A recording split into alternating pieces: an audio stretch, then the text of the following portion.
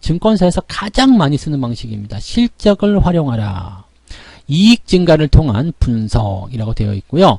이익 증가는 기업 가치의 증가라고 보시면 되기 때문입니다.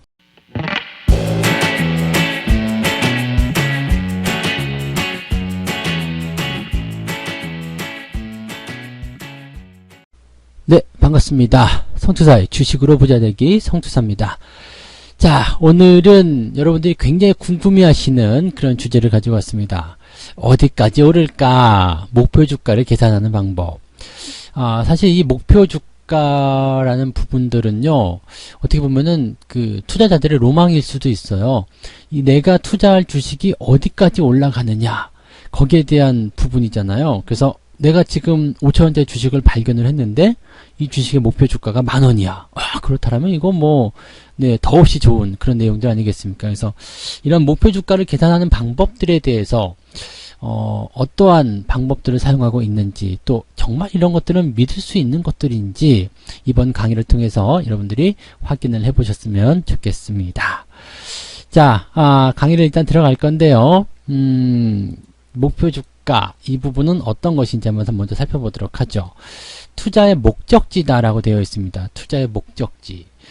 목표 주가는 사실 내가 어디까지 가야 되겠다라고 생각하는 바로 그 종착점이라고 봐도 괜찮을 거라고 생각합니다. 그래서 가장 먼저 고려해야 되는 것.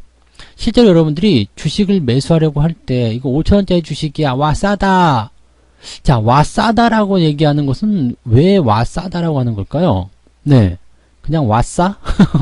와, 싸기 때문에, 어떤 사람들은 그냥 뭐 고점 대비 많이 내려왔기 때문에 뭐 등등의 이런 이야기들을 많이 합니다만은,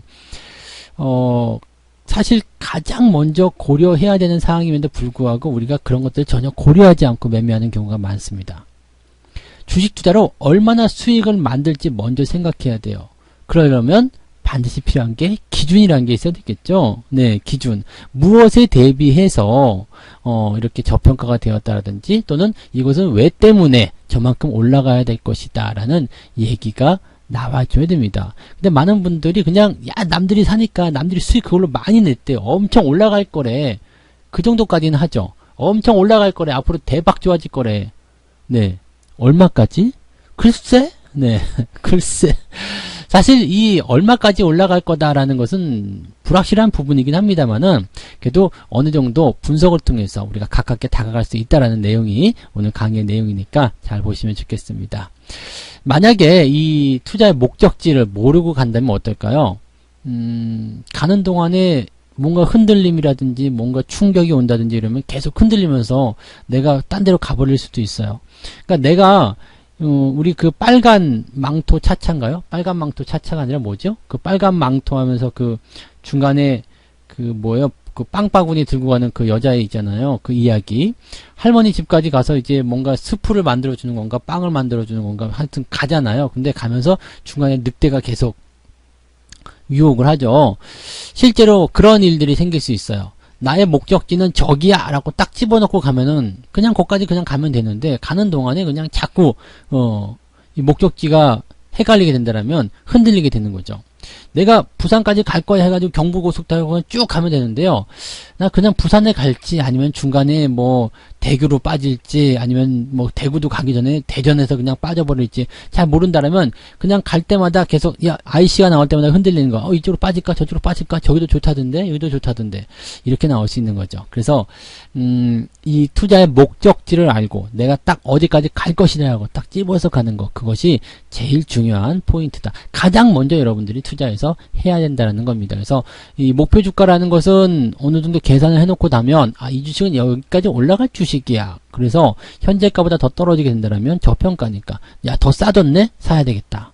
올라가는 동안에 흔들리더라도 어차피 저까지 갈 주식이기 때문에 난 괜찮아 라는 생각을 가져가실 수가 있다는 얘기가 되는 거죠. 자, 목표는 바로 희망입니다. 희망이 없는 세상 얼마나 살기가 퍽퍽하겠는가, 얼마나 힘들겠는가, 그 생각 한번 해보세요. 사실 이 희망이라는 것 자체가 삶을 더욱더 풍요롭고 긍정적으로 만들어주는 내용 중에 하나가 아니겠습니까? 그런데 희망, 그냥 단순히 꿈, 그것만 가지고는 될 수 있는 게 아니에요. 이 꿈을 이루는 방법은 뭐예요? 꿈을 종이에 써라. 그럼 목표가 된다고 그랬죠. 목표를 잘게 쪼개라. 그러면 그것이 뭐가 돼요? 세분화된 그런 계획이 되는 거고, 그 계획을 실천하게 되면 너는 꿈을 이루게 되는 것이다 라고 얘기가 되는 겁니다. 이 희망을 확신으로 바꾸기 위해서는 어떻게 해야 됩니까? 그냥 단순하게 저까지 갈 거야, 10,000원까지 갈 거야, 나 지금 내 주식이 5,000원이지만 이것은 50,000원 10만원까지 갈 거야, 그런 말은 누구나 하는 거거든요. 근데 이 희망적인 상황을 확정적으로 사실로 만들려면 어떻게 해야 됩니까? 객관적인 증거가 필요한 거예요. 자, 이건 이래서 이랬기 때문에 5만원이 가는 겁니다. 이건 이렇기 때문에 10만원이 가는 겁니다. 라고 딱 얘기를 해줄 수 있어야 되겠죠. 그것이 바로 분석 도구가 되는 겁니다. 그래서 이 분석 도구라는 것은 사실 많으면 많을수록 좋아요. 1건보다는 2건에, 한 건보다는 2건의 신뢰도가 높다라는 거죠. 그러니까 우리가 설문조사 같은 거 할 때도 한 명한테 물어봤어요. 맛있는 음식을 가지고 나갔어요. 짜장면을 가지고 나갔어. 그래서 길거리에서 아무나 딱 붙잡고 한 명한테, 이 짜장면 좋아하십니까? 그러면 네, 좋아요. 그럼 야, 모든 사람들이 짜장면을 좋아한다고 했습니다. 이렇게 할 수 없잖아요.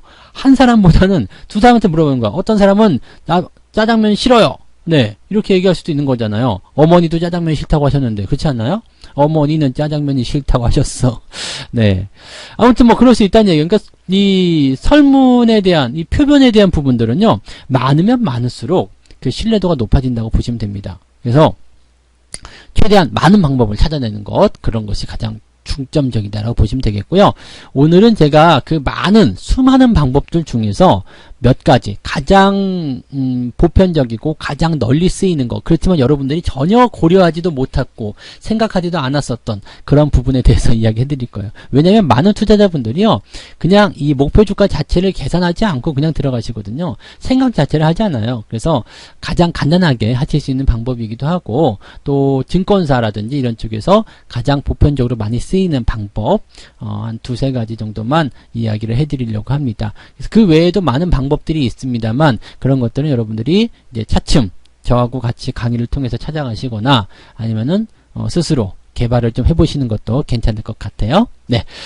자, 그러면 이제 방법들을 한번 살펴보도록 할 건데요. 이 방법은 뭐냐면 첫 번째 거, 지지와 저항입니다. 뭐 간단한 거죠. 이거는 여러분들이 가장 쉽게 접근하실 수 있는 부분이고요.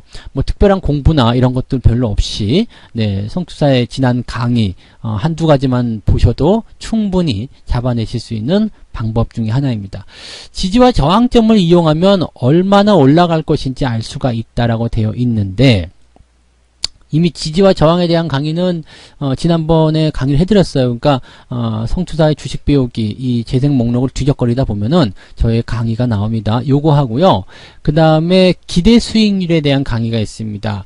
기대 수익률 강의는 아마도 그 가장 초반에 있을 거예요. 성투사 주식 배우기 그 재생 목록 가장 초반으로 가시면은요, 초보 투자자들이 이것을 하지 못해서 수익을 못 낸다, 이런 식의 제목이 있을 겁니다. 그래서 그게 바로 기대 수익률이거든요. 그 강의를 같이 좀 들어주시면 좋습니다. 지지와 저항, 그다음에 기대 수익률, 여기에 대한 부분들을 확인해서 들어가시게 되면 여러분들이 수익률을 크게 가져가실 수 있습니다. 지지점과 가까이 있을수록 저항점과 멀어지기 때문에 기대 수익률이 커지게 되고 수익률을 크게 가져갈 수 있다라는 부분이 되는 거고, 현재 시점에서 바로 그 저항 포인트가 목표 주가가 되는 것이다 라고 보실 수가 있는 겁니다. 요거는 조금 이따가 차트를 통해서 다시 이야기를 해드리도록 하죠. 자, 그럼 두 번째 방법 뭐가 있을까요? 일반적인 분석 방법 두 번째는요, 증권사에서 가장 많이 쓰는 방식입니다. 실적을 활용하라. 이익 증가를 통한 분석이라고 되어 있고요. 이익 증가는 기업 가치의 증가라고 보시면 되기 때문입니다. 증권사에서는 어떤 식으로 하냐면요, 실적이 지금 이렇게 늘어났기 때문에, 지금 실적이 이 정도 나와줬기 때문에 현재 주가에 대비해서 뭐 예상 퍼라든지 예상 EPS 등등을 구분을 지어가지고 앞으로 주가가 이만큼 상승할 것이다 라고 얘기를 하는 겁니다. 쉽게 얘기해서 지금 10,000원에 주가가 거래가 되고 있습니다. 그런데 이익률이 만약에 10만원이 나왔어요. 네, 주당 EPS가 10만원, 그 다음에 현재 주가가 100만원 이렇게 되잖아요. 네, 그 퍼라는 것은 이익분의 주가가 되기 때문에 이익이 커지면 커질수록 퍼는 낮아지게끔 되어 있거든요. 그러면은 계산을 다시 한번 해볼게요. 자, 현재 그 퍼가 만약에 10배가 되려면 주가는 10,000원이고요. EPS는 1,000원이 돼야 됩니다. 그렇죠? 그래서 이렇게 됐을 경우에는 이제 퍼라는 부분이 정확하게 10배가 떨어지게 되는 부분이죠. 이익은 1,000원, 주가는 10,000원이기 때문에.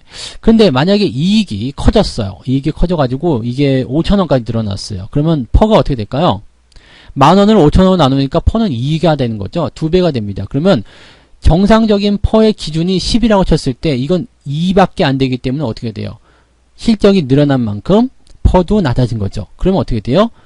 이 퍼가 정상적으로 돌아가려면 주가가 그만큼 올라가야 된다는 이야기잖아요. 그러면 곱하기 5, 즉 5배 정도의 성장을 할 수 있다. 뭐 그런 정도가 될 겁니다. 그래서 이런 EPS 성장성과 퍼와 연결된 부분에 대한 내용들은 조금 이따 차트를 보면서 다시 한번 또 설명을 드리도록 하겠습니다. 그래서 EPS의 성장성 또는 성장 전망치, 실적이 얼만큼 늘어날 것이다. 그래서 예상 퍼가 이렇게 된다. 뭐 그런 등등의 이야기를 가지고서 주가의 목표 주가를 설정하는 것. 이것은 증권사가 리포트를 쓸 때 가장 많이 하는 방법 중에 하나입니다.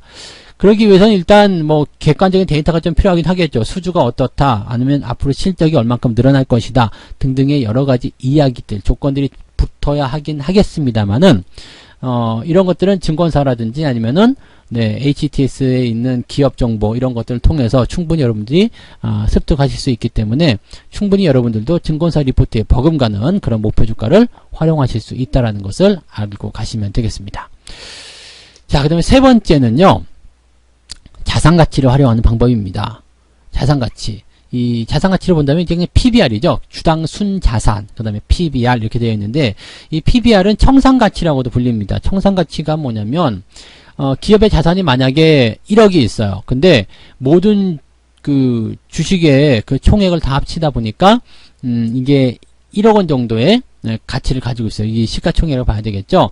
1억 원 정도의 가치를 가지고 있어요. 그럼 만약에 회사가 문을 딱 닫았어요. 그러면 주주들에게 뭔가를 보상을 해줘야 될 거 아닙니까? 주주들 입장에서는 회사에서 손해보려고 한 게 아니기 때문에. 그러면 회사는 나머지 자산을 다 팔아가지고요, 주주들에게 이제 이런 보상금을 돌려줍니다. 그럼 주당 얼마씩 돌려주겠다는 것이 이제 주당 순자산이란 말이에요. 그러니까 그렇게 돌려주게 됐을 때 회사의 자산은 1억이고요. 그 다음에 시가총액이 1억이다. 그렇게 되면 어떻게 돼요? 그냥 쌤쌤이가 되는 거죠. 회사를 팔아가지고 주주들에게 다 보상해주는 거예요. 근데 보통 이제 망하는 회사들 보면은 이제 이 PBR 자체가 거의 없죠. 자산이 거의 없고 뭐 자본금도 없고 막 이런 식으로 해서 상장 폐지가 되기 때문에 대부분 손해를 보는 경우가 있는 거고요. 이렇게 청산가치가 높은 상황이 되게 된다면 자산이 많으면 많을수록 이 PBR은 아래로 떨어지게 됩니다. 그리고 자산이 많다면 안전한 투자 대상이 되기 때문에 많은 사람들이 이렇게 PBR이 낮은 그런 기업들은 투자를 해도 괜찮겠구나라고 생각을 하는 거죠. 이 PBR도 기준점이 있어요. 1이라는 숫자가 기준점입니다. 1배. 왜냐면 1억 대 1억 이렇게 1대 1 이렇게 하는 것이 바로 청산가치거든요. 그러니까 만약에 자산이 훨씬 더 많다 그러면은 PBR은 점점 떨어지기 때문에 주식을 다 갚아주고 나서도 돈이 남는다. 그러면 이것은 안전한 투자 대상이다라고 분석이 되는 거죠. 자, 그래서 이렇게 세 가지 방법을 일반적으로 사용하게 되는데 이렇게 말로만 듣고 글로만 봐서는 잘 모르시겠죠. 그래서 제가 차트를 통해서 이제 설명을 조금 드리도록 하겠습니다. 다른 강의와는 다르게 조금은 복잡할 수 있기 때문에요. 잘 들어주시기 바라고, 이해가 안 되시면 한 번 더 보시고 이렇게 가셔도 좋을 것 같아요. 자, 이제 차트를 통한 분석을 들어가도록 합니다.